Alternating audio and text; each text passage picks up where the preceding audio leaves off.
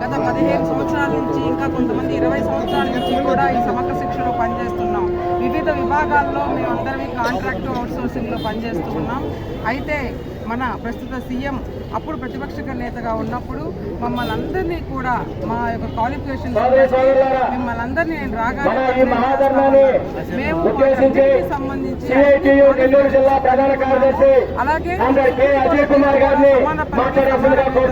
అలాగే సర్వోన్నత మన రాజ్యాంగంలో కూడా ఆర్టికల్ 39D కూడా ఈక్వల్ పే ఈక్వల్ వర్క్ అని ఉంది. దాని ప్రకారం కూడా మమ్మల్ని ఎప్పుడో పర్మనెంట్ చేయాలి అని చెప్పారు. కానీ ఇప్పటి వరకు మేము చాలని జీతాలతోటి మొక్కుతూ ఉన్నాము. ఈరోజు మేమందరం కూడా గత 10 రోజులుగా ధర్నా చేస్తూ సమ్మెలో పాల్గొని నిరవధికంగా రోడ్డులు పడి ఉన్నాం. కానీ ఇప్పటికి కూడా మా సమగ్ర శిక్ష అభియాన్ యొక్క ఉద్యోగులు జేఏసీని ఒక్కసారి కూడా చర్చలకు పిలవడం కానీ అసలు మా సమస్యలు ఏందో తెలుసుకోవడం కానీ ప్రభుత్వం చేయలేదు. కాబట్టి ప్రభుత్వం యొక్క మొండి వైఖరిని అందరం కూడా ఖండిస్తున్నాం. పిల్లలతోటి ఫ్యామిలీలతోటి ఈరోజు రోడ్డులు పడి ఉన్నాం.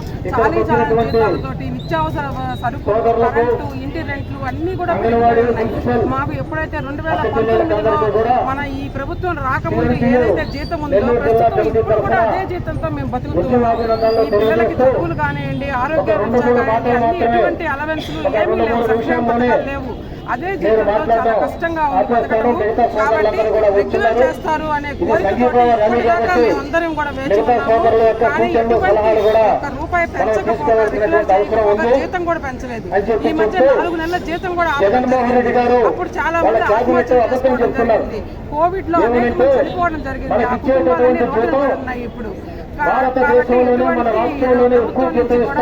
స్పందన లేదు.